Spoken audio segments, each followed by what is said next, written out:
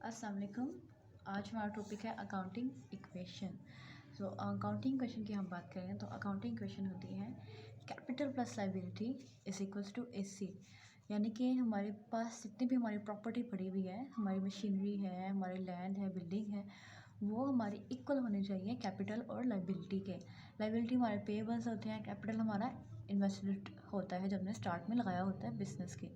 अगर कैपिटल हमारा 1 लाख है और लाइबिलिटी हमारी 1 लाख है तो एसेट्स हमारे 2 लाख होने ही चाहिए। ये दोनों साइड्स इक्वल होनी चाहिए। अब अगर हम बात करें हमारे मैथ्स की, क्योंकि हम बेसिक लेवल पे हमने पहले मैथ्स किया हुआ है, तो मैथ्स में रूल होता है कि left hand side is equals to right hand side. Left and right कुछ भी नहीं होता, ये बस इंसानी अक्ल को, इंसानी ज़िंदगी को आसान करने के लिए नाम दिए गए हैं कि ये राइट हैंड साइड है और ये लेफ़्ट हैंड साइड है, ताकि हम लोग ईज़ रहें। इसी तरह अकाउंटेंट्स ने क्या किया कि अकाउंटिंग आपको आसान रहे, ईजी रहे, उसने इसको 2 पोर्शंस में डिवाइड कर दिया कि अगर एसेट डेबिट है एंड शॉर्ट फॉर्म डीआर, तो लाइबिलिटी और कैपिटल की जो नेचर है वो क्रेडिट होगी। ठीक है, CR। ठीक है, अब इसका क्या मतलब है?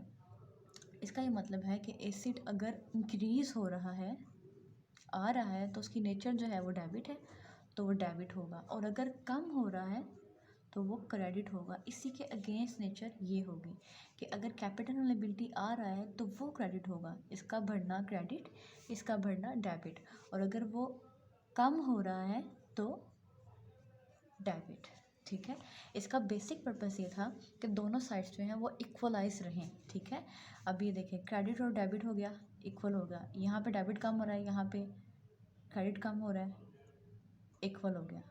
ठीक है, फॉर एग्जांपल हमारे पास बिजनेस में हमने इन्वेस्ट किया, हमारे पास कैपिटल आया है 1 लाख रुपीज़ से, तो वो हमने क्रेडिट कर दिया, और यहाँ पे हमारे पास कैश में हम लेके आए ना बिजनेस में, तो कैश हमारे पास आ गया 1 लाख से।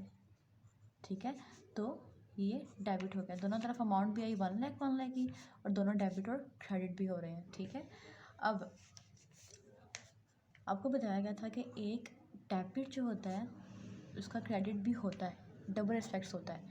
यहाँ अगर डेबिट है तो इसका क्रेडिट भी इक्वलेंट होगा, और डेबिट और क्रेडिट लिखे जाते हैं थोड़े से स्पेस के साथ। ये दोनों तो इक्वल हो गए। ठीक है, लेकिन अगर आपके पास कोई इस तरह का क्वेश्चन आ जाए कि जिसमें चीज़ें ही सिर्फ एसिड्स की हों, ठीक है, तो वो हम किस तरीके से करते हैं? अगर चीज़ें ही सिर्फ एसिड्स की आ रही हैं, यानी कि हम लोगों ने मशीनरी बाई की है, तो मशीनरी हमारे पास आ गई है एसिड, वो हुआ हमारे पास डेबिट, और इसके अगेंस्ट क्या गया होगा? पैसे गए होंगे ना, तो कैश हमारा चला गया, एसिड कम हो गया तो क्रेडिट। तो आपको समझ आ गई कि ये रूल क्यों रखा गया है? हमें बेसिकली चाहिए थे कि डेबिट अगर हो रहा है तो क्रेडिट भी हो। इस फॉर्म में भी डेबिट भी हो रहा है और क्रेडिट भी हो रहा है। ठीक है, और इस फॉर्म में भी जहाँ पे एसिड सी इंक्रीज़ हो रहा है, एक एसिड ही डिक्रीज़ हो रहा है, डेबिट भी है और क्रेडिट भी है। ठीक है, अब मूव करेंगे हम हमारे क्वेश्चन की तरफ, लेकिन क्वेश्चन से पहले आपको थोड़ा सा बताया जाए कि एसेट लायबिलिटी कैपिटल में क्या कुछ आता है। ये बेसिकली कुछ मोटी मोटी चीज़ें हैं जो इनमें आती हैं। सबसे पहले हमारे एसेट, हमारे असासों में क्या आता है? वो मशीनरी जो हमारे बिज़नेस में लगी हुई है प्रोडक्ट बनाने के लिए, वो फर्नीचर जो हमारे क्लाइंट्स आने के लिए, या फिर हमारा ऑफिस में मटेरियल, या फिर हमारे एम्प्लॉयज़ के लिए जो फर्नीचर एक कंपनी में लगाया गया है। बिल्डिंग, जिस बिल्डिंग में वो काम हो रहा है। लैंड, हम वो जगह भी तो परचेज़ करेंगे जिसके ऊपर हमारी बिल्डिंग बनी है। ठीक है, तभी एक काम चलेगा ना।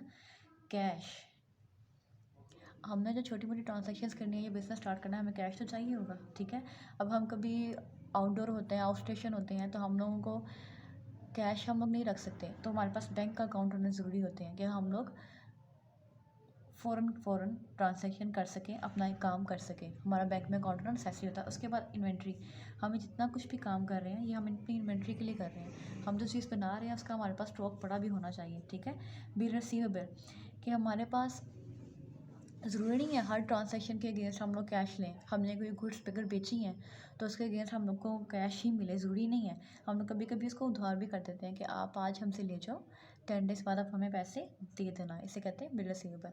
अब कैपिटल में क्या आता है? कैपिटल होता है ऑन इन्वेस्टेड, जो हमने बिज़नेस स्टार्ट करते वक्त अपने पैसे लगाए हैं, वो होता है कैपिटल। ठीक है, या फिर शेयर होल्डर्स, जो हम लोग अपना बिजनेस प्रपोजल सेट करके हम लोगों को अपने तरफ अट्रैक्ट करते हैं कि आओ अब इसमें बहुत प्रॉफिट होगी, और वो इन्वेस्टर्स जो हैं वो हमें पैसे देते हैं, तो उनको हम शेयर होल्डर कहते हैं। ये दोनों जो होते हैं ये कैपिटल में आते हैं। मज़ीद चीज़ें भी आती हैं लेकिन वो हम लिखेंगे टाइम टू टाइम, ठीक है। तो जो हमने खुद इन्वेस्ट किया है, चाहे वो किसी भी फॉर्म में है, कैश की फॉर्म में, मशीनरी के फॉर्म में, किसी भी फॉर्म में, वो हमारा कैपिटल में आता है। और जो हमने अपने इन्वेस्टर से लिया है at the time of starting of business, commencement of business, वो भी कैपिटल में आता है, ठीक है। उसके बाद लाइबिलिटी में हमारे पास आते हैं पेबल्स। हमने मशीनरी परचेज की, हमने उससे कहा कि आफ्टर 1 ईयर मुझसे पैसे ले लेना। वो कहेगा हो जाओ, 1 साल बाद नहीं मैं तुमसे पैसे लेने वाला, मैं तुम्हें 10 दिन का टाइम देता हूँ, मुझे मेरे पैसे क्लियर करो। तो कहते हो ओके भाई, अब उसको 10 दिन के लिए पेबल बना देते हो, ठीक है। ये 1 मंथ के लिए भी होता है, 3 मंथ्स के लिए भी होता है, जितना ड्यूरेशन आपका सेट हो। उसके बाद ओवरड्राफ्ट क्या होता है? अगर आपके बैंक में 50,000 पड़े हुए हैं, ठीक है, और आप आउट स्टेशन हो, आपको ज़रूरत पड़ गई है 70,000 की, तो बैंक कहता है पुराने कस्टमर हो, ले लो। तो वो जो 20,000 होता है वो ओवरड्राफ्ट होता है, आपने बैंक को पे करना होता है, ठीक है। इसके ऊपर वो कुछ चार्जेस वगैरह भी लेता है, वो हम बाद में देखेंगे। लोन, आपने बैंक से लोन लिया, आपने किसी रिलेटिव से लोन लिया, लोन तो लोन है ना, ठीक है। तो लोन भी आता है लाइबिलिटी में, हमारे पेएबल में। अब हम मूव करते हैं हमारे क्वेश्चन जो है वो हमारे पास बहुत बेसिक सा है। मैंने बहुत बेसिक चूज़ किया आपके लिए। Started business with 12,000 in cash. हमने बिज़नेस स्टार्ट किया है 12,000 कैश के साथ, ठीक है। ये फॉर्मेट बेसिकली आपका नहीं होता। मैंने डेट लिखी है, ट्रांसैक्शन लिखी है, capital plus liability is equals to asset draw किया। आपका फॉर्मेट सिर्फ ये होता है, capital plus liability is equals to asset, okay. तो हमने बिजनेस स्टार्ट किया है with the rupees 12,000 in cash. हमारा कैश पड़ा है, यानी कि हमारा एसेट था कैश, तो हमारा डेबिट बढ़ा है 12,000 से। और बिजनेस स्टार्ट किया है तो हमारे पास कैपिटल आया है, कैपिटल इंक्रीज हुआ है, यानी कि क्रेडिट हुआ है 12,000 से, ठीक है। अब अगर हम इसको ट्रांजैक्शन फॉर्म में लिखें, कैश डेबिट थोड़ा सा इस तरफ और थोड़े से डिस्टेंस से कैपिटल, ठीक है। अब हम इसको बैलेंस कर देंगे, क्योंकि हमने हर ट्रांजैक्शन साथ साथ बैलेंस करनी है कि दोनों इक्वल आ रही हैं कि नहीं आ रही, ठीक है। तो बैलेंस हमने किया, तो ये 12,000 इज इक्वल्स टू 12,000, ठीक है। अब नेक्स्ट हमारे पास है paid $11,700 of the opening cash into a bank for the business.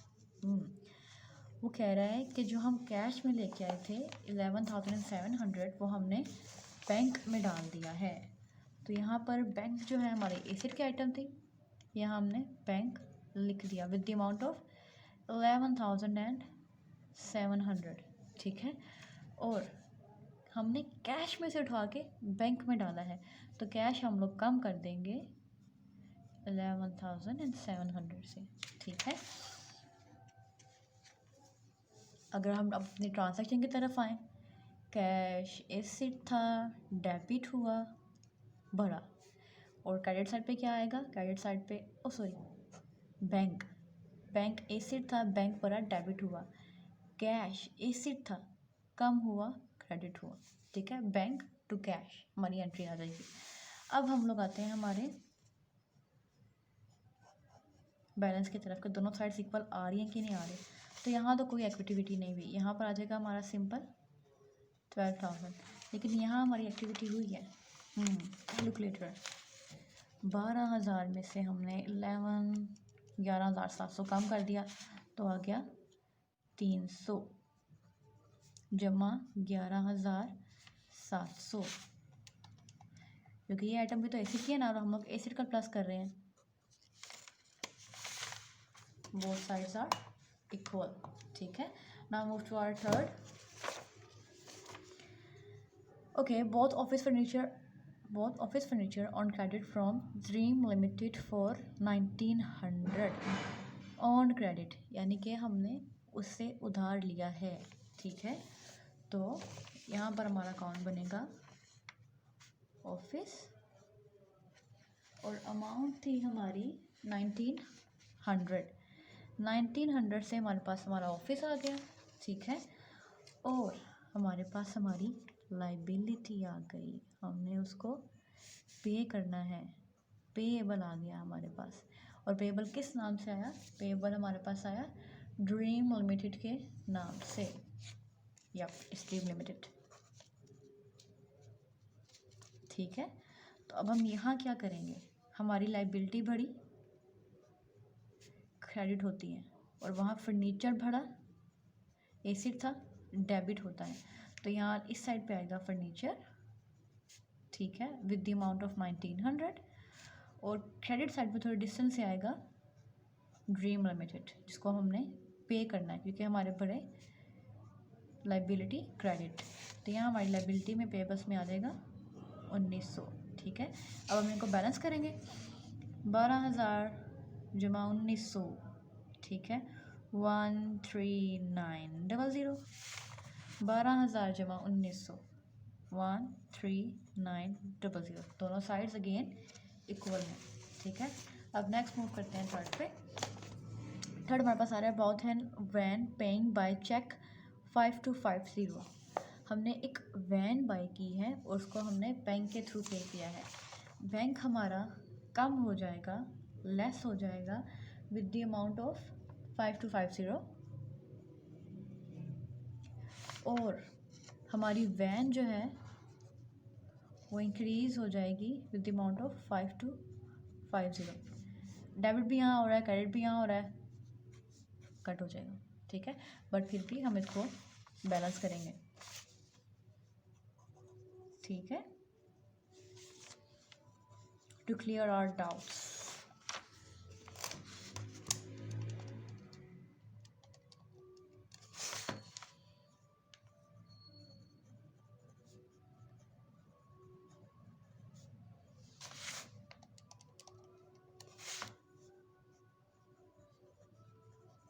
Okay, इसकी ट्रांजैक्शन नहीं हमने की, ठीक है। अब इसकी ट्रांजैक्शन में हमारे पास आती है, बैंक हमारा कम हुआ, एसिड था क्रेडिट हुआ, बैंक क्रेडिट कम हुआ विद द अमाउंट ऑफ 5250। और दूसरी तरफ हमारे पास वैन आ गई, एसिड भर गया, डेबिट हुआ, ठीक है। अब हमारे पास नेक्स्ट है both equipment from pursed and Sen on credit. हमने इक्विपमेंट परचेज किया है क्रेडिट पे, क्रेडिट की अमाउंट है 2300। वो कितना बिग हमें जाना पड़ेगा, furniture with the amount of 2300, या विद द अमाउंट ऑफ 2300। और यहाँ पर पेएबल्स हमारे इंक्रीज हो गए हैं with the name of sons. Again दोनों साइड्स हमारे पास इक्वल आ जाएंगी अगर हम बैलेंसिंग करें तो।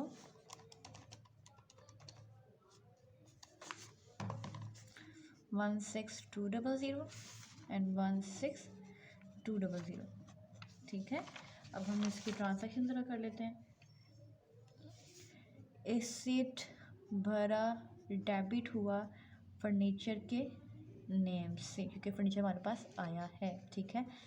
पेएबल्स लाइबिलिटी इंक्रीज हुई, क्रेडिट हुई by the name of sons, ठीक है। उसके बाद हमारे पास आ रहा है return faulty office furniture costing 120 to Dream Limited. हमने जो ऑफिस फर्नीचर ड्रीम लिमिटेड से लिया था उसमें कुछ डिफेक्ट्स थे, हमने उसको 120 रुपीज़ के वापस कर दिए, ठीक है।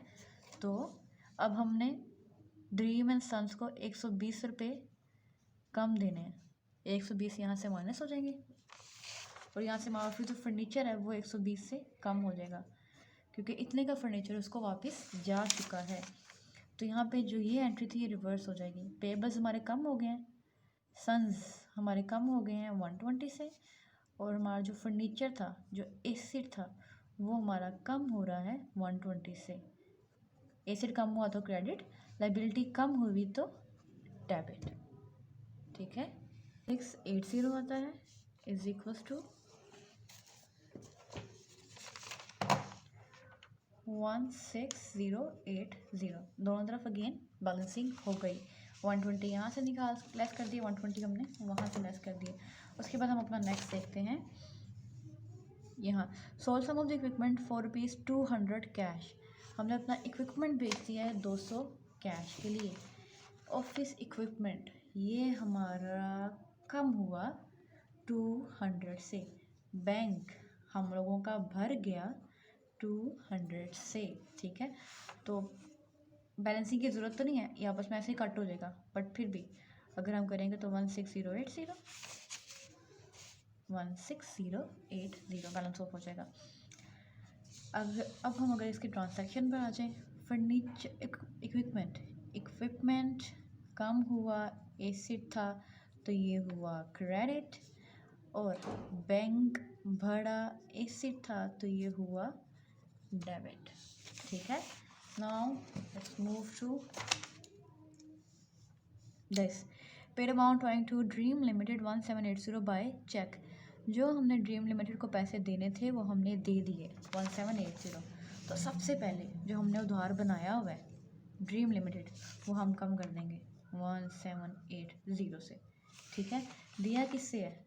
बैंक से दिया है, तो बैंक हम लोग कम कर देंगे 1780 से। तो यहाँ क्या होगा? बैंक एस कम हुआ, एसिड कम हुआ तो क्रेडिट हुआ।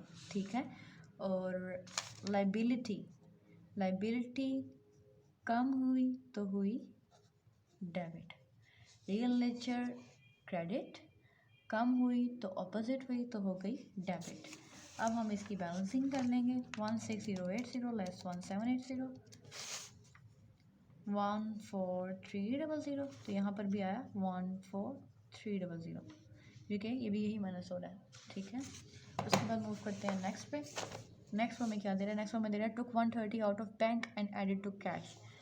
130 रुपये हमने बैंक से निकाले हैं और कैश में डाल दिए हैं। कैश हमारा इंक्रीज़ हो गया 130 से और बैंक हमारा डिक्रीज़ हो गया 130 से। यहीं पे ऑन ऑफ हो गया, प्लस माइनस हो गया, बट फिर भी बैलेंसिंग तो करनी है ना। तो हम ट्रांजैक्शन की तरफ आए। कैश भर गया हुआ डेबिट, बैंक कम हो गया हुआ क्रेडिट। ठीक है, move to our last transaction. F Brown lent us 4000 giving us the money by check। उसने हमें उधार दिया है 4000 का और दिया किस तरह है? बैंक के ज़रिए। तो लाइबिलिटी हमारी बढ़ गई 4000 से और बैंक हमारा बैंक की सुई दिया है, बैंक हमारा बढ़ गया 4000 से। ठीक है, तो अगर हम ट्रांजैक्शन की तरफ आएँ, बैंक डेबिट क्योंकि एसिड हुआ इंक्रीज, और नाम क्या था भाई साहब का? ब्राउन लैंड क्रेडिट क्योंकि इंक्रीज हुई है लाइबिलिटी। अब हम इन दोनों को प्लस कर देंगे तो ये हमारे पास आ जाएगा 18300 और ये भी आ जाएगा 18300। ये है हमारी अकाउंटिंग इक्वेशन। ठीक है, अब जब आप अपना क्वेश्चन करेंगे तो ये जो हमने मिनट बाद बैलेंसिंग की है, ये मिनट बाद बैलेंसिंग नहीं होनी। ठीक है, सिर्फ आपके ये टेबल्स बनेंगे, सन लाइबिलिटी का एक, कैश बैंक ऑफिस वैन का, और इसके अंडर आप इसकी चीज़ें लिख दोगे और एंड पे आप उसको सम करोगे, एंड पे आप उसको बैलेंस करोगे। ठीक है, थैंक यू।